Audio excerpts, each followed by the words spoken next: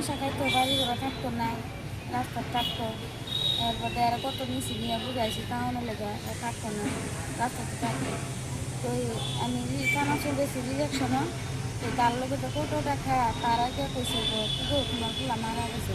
আমি তো আমার গুলা মারা গেছে কেমনি, জীবিত মারা গেছে। এরপর কইছে 11টার সময় রাত্রেবেলা।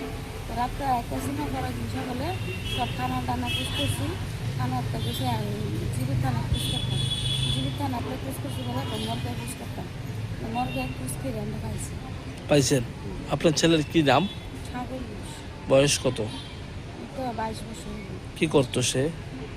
হয়তো তুমি মলটুলো টুকাইতে সুবিধারি করতে বাড়ি?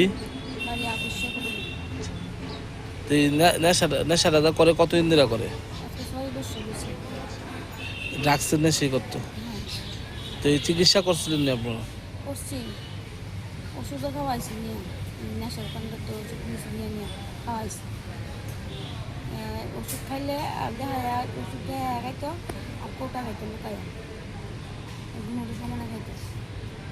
হিসাবে এটা কোনো পঞ্চায়েত যে ব্যস্ত আছে এরা তো বুঝানো দরকার। আমার মতন গরিবের মা কত বুক খাই লইতেছে। আমি তো একটা সন্তান রয়েছি, সরকার যদি বন্ধ করতে হবে কোনো মা সন্তান আর হলো নিলে। আজকে এটার কারণে মুখ চাই রয়েছে আমার একটা বুক।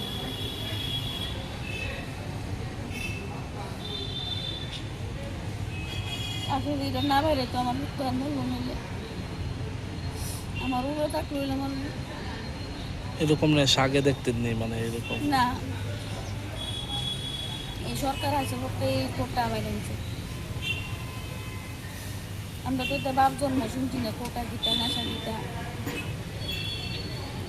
তারা তো এটি বন্ধ করে না। তারা লেগে তো আমার কত মায়ের বুকের লইতেছে, কত মানুষের ছেলে মা বাড়িতে বেরিয়েছে, রাস্তাঘাটে চুরিদারি করতেছে, বিদা খাইতেছে, পিঠা খাই গায়ে মরতেছে। কিন্তু তারা তো এটি তদন্ত করে না, কে লেগে এরা চুরি করে, কে লেগে এরা রাস্তার থাকে, এটি তো তারা তদন্ত করে না।